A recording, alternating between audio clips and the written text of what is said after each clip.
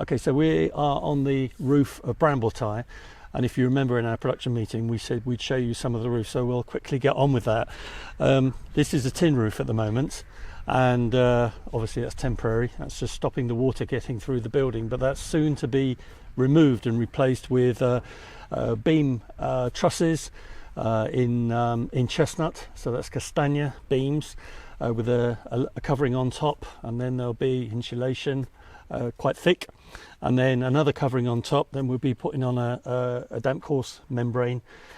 That should be about it, and some other materials as well to stop from the humidity getting in. And then we'll have 2 layers of tiles, and I want to show you this. The tiles are here. So the difference between the bottom layer and the top layer is this is a brand new tile. Okay, this has been recently made, and this one goes on the underside. I've put 3 in a row there, all brand new tiles. This is a Vecchio tile called a Pianella. They're all called Pianellas, but you can see really crusty. But we want to use these. We want to keep these and reuse them. We've got enough to do this roof. So these ones go on top like so. And what that does is that gives us the authentic roof finish. And you'll never see the new tiles, but what the new tiles do, they keep everything in line next to each other and all the way up. So there'll be a regular fit to the top tiles, because the old tiles, they're handmade. So you can see they've got little bits and pieces, knobbly bits. Each one's individual, aren't they? Exactly, everyone is individual. Yeah. So they're just made over a curved surface, slapped together, cut by hand. And these would have been made probably a couple of 100 years ago. Anyway, that's what I wanted to show you there. And that's going to give us the finish of an old roof. And the roof is going to overlap on all the edges of Brambletye by 500 millimetres, so half a metre. Obviously we brought in a rame gutter on the front because we're dealing with a pent roof here. So rame is copper, for anybody who wants to know the Italian word is rame. The copper system is quite traditional here, and it looks quite nice, and it will turn verdigris anyway, but that'll only go on the front, and then a downpipe into water storage, probably at both ends, so that we can recycle the water that comes from the roof. We're still in the mode of deciding whether we're going to have any Velux. The insulation will keep the inside of the house relatively cool. The problem is by putting a Velux on there is that that'll reheat the inside up. So we've got to decide what we do there. On the pro side of it, it will mean we will get more light in there, and that's something that we will and there is going to be one room on the 3rd floor. There is a mezzanine, and there'll be obviously a reason to have a little bit more light up there. So if we can drag some light in, we'll either do it from the roof or from the back of the house. Okay. We may even decide to use some light tunnels. And also, before any roof goes on, there is one other job that needs to be done, isn't there? The seismic ring. Oh, yes. Oh my God. Steve nearly forgot, but he definitely is not going to forget the seismic ring. Let's have a wander up here. Careful as you go, Lynn. You can see I'm doing the filming. Stay in the middle. I am. 1 foot either side of these boards.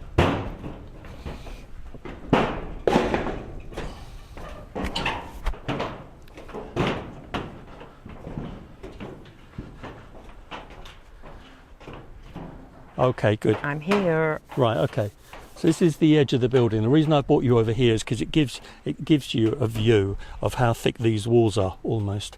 About 750 mil wide, these walls go up. 300 mil of that will be a boxed square concrete seismic ring around the whole of the house, and also in one place across, which will tie the front of the house to the back of the house, and then we'll have some girders doing the other third of the house.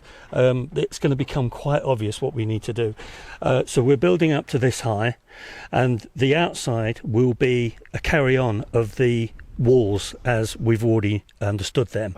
So you won't see the concrete ring, it'll disappear, and on the inside it'll be plastered over. You've had the explanation about the roof from Steve. Now it's my turn to give you the explanation about the terrace down below.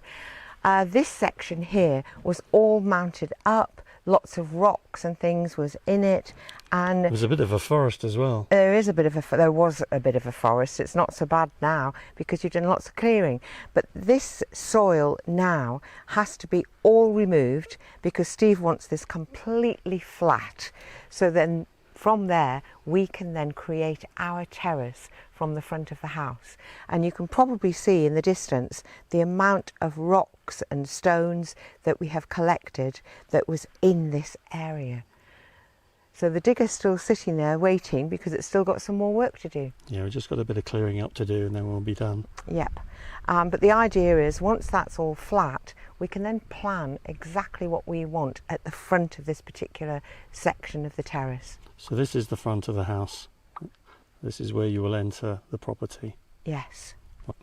We're now at the east side of the house, which is obviously the narrower section of the property, and we're going to have another terrace down here. You can see Miss BB sitting there waiting. Steve did create a temporary covering area for her, but this is now all lovely and flat. You can probably see the wooden boards there because obviously we have to have a retaining wall as well. That's just really the start of it though, those boards. Gosh. Yeah, it's going to come out further and it's going to sort of mirror the terrace over there, and that is going to come this way as well, so that we can have a set of stairs rising up, so we've actually got access by stairs into the olive grove. Yeah, and I mean really, if you look, the amount of land that Steve has had to dig out. I mean, we're very fortunate that we do have our own digger, which is a lifesaver for you, isn't it? Yeah, it's been about 2,000 tonnes. Yeah, and I mean, so many people say, my God, you've got a digger, which makes a big, big difference. But that's where we got all those stones from, and that's they're all out of the grounds. We've bought nothing. Everything that we've got over there is from the earth.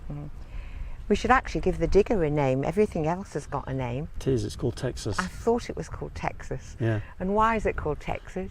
You had a belt buckle, and from I Texas. found it in my toolkit from Texas, and it just happens to fit over a hole on the back of It did. I forgot all about that. where the old logo went, Yeah. and I thought just for a bit of fun it would be nice. I mean, it's called Texas because it's called actually got Texas on the buckle. So you've seen Texas, the digger. You've seen BB. Miss Button is staying in the shade. On the other side of the olive grove near the pool at the moment. What I have just seen, Lynn, just seen, which might be an idea, is the vegetable is garden. if you move back, it's a really, really good shot of the vegetable Oh garden. yes, So, and the retaining wall that we had to build. Yeah, I did take a little video shot of that. But from here, so if I can get just in front of the winch, Yes. you will see that that's the veg garden.